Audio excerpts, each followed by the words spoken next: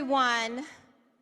I am so grateful to CPAC for giving me an opportunity to be able to come and say the pledge. I am a little black girl from a pig farm in southern Alabama who grew up in a home with no running water, no insulation, an outhouse in the back and a well on the side, and yet I stand here saying this is the greatest country that has ever existed. And I am so very grateful to have the opportunity to lead you in what I consider a prayer for our nation, our Pledge of Allegiance. It's our prayer for this country. So please, place your hand over your heart and let's say our pledge. I pledge allegiance to the flag of the United States of America and to the republic for which it stands, one nation, under God, indivisible, with liberty and justice for all. Blessings, my brothers and sisters.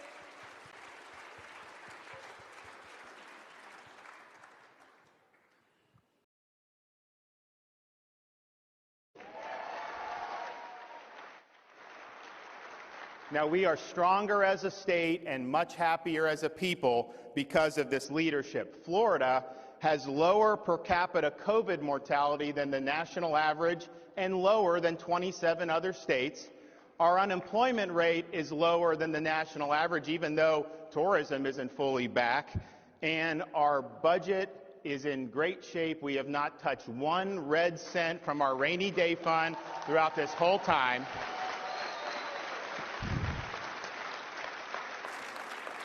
Florida got it right, and the lockdown states got it wrong. Rush showed that fighting the left requires strength and that conservatism devoid of backbone is doomed to fail.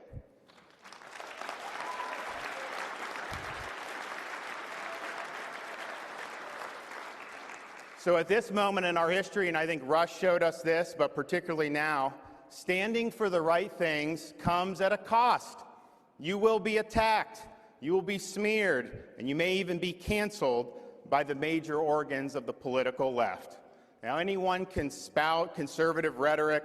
We can sit around and have academic debates about conservative policy, and I'm not saying you don't do any of that, but the question is, when the Klieg lights get hot, when the left comes after you, will you stay strong or will you fold?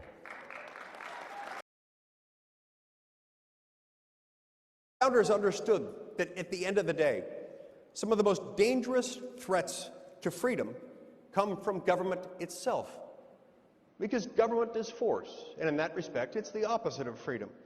They understood that government is ultimately the authorized collective use of coercive force, force that can be used against us, and so for that very reason, they sought to constrain it. They understood that in government there is a choice between liberty and tyranny, and there is this choice that is constant and relentless and binary. Tyranny, liberty. We got to choose which one. Pick a horse and ride it. We're here because we, as a group, choose liberty. We're here because we believe, we understand that government works for us and not the other way around. Having said all that, I'm still an optimist. America continues to be that shining city on the hill that attracts people from all over the world because of our freedom and our opportunities available to every citizen. Free people must be able to speak out and challenge ideas. The Constitution guarantees that right. But remember, freedom is fragile. As President Reagan said, freedom is never more than one generation away from extinction. It's not something we pass on to our children through the bloodstream.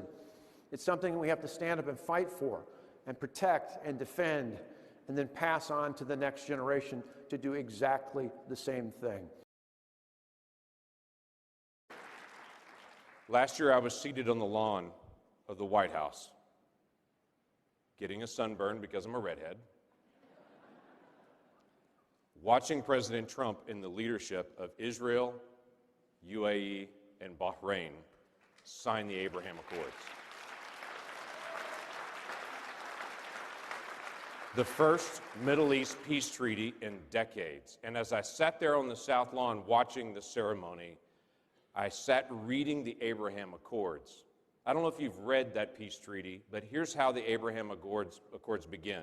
We, the undersigned, recognize the importance of maintaining and strengthening peace in the Middle East and around the world based on mutual understanding and coexistence, as well as respect for human dignity, freedom, including religious freedom. Did I mention that was signed by Israel, United Arab Emirates, and Bahrain? Freedom is breaking out in the Middle East while the left is trying to shut it down in America. But they cannot do that because we are Americans and we have the greatest Constitution in the world. And so I am stuck with, or have fallen in with, or however you want to put it, the conservative movement. Because right now, you're more committed to freedom of thought and speech and debate than anyone else, and you should be proud of that. The leadership can't get along. You have those individuals that are sitting up there, yeah, we work for you, we listen to you, but they don't go into the community to talk to us. Yeah. So you have a whole lot of attitudes festering in the communities, and they're fussing the same way that the leaders are fussing. But just imagine a world where we had to wake up in the United States of America and wait to hear from our local mayor whether we were essential or non-essential.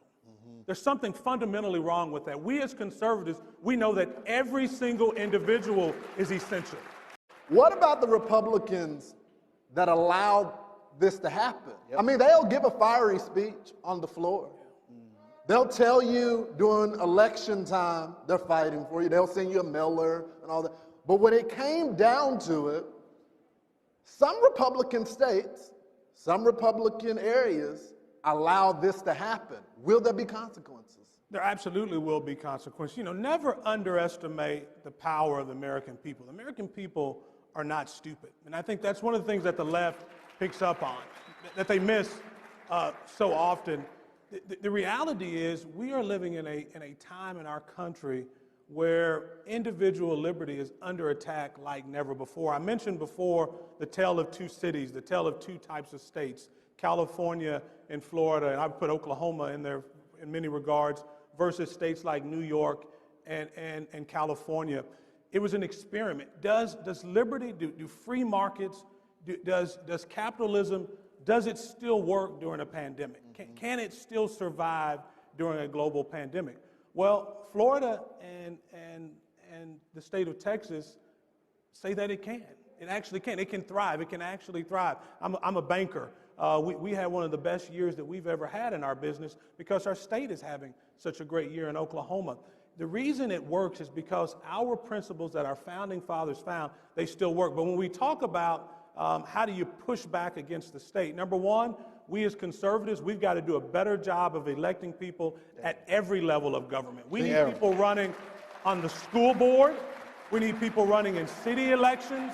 And we need to hold Republicans accountable who don't toe the line for freedom, free markets, and capitalism. And maybe most importantly, we've got to protect our Second Amendment rights because it all starts right there with the Second Amendment.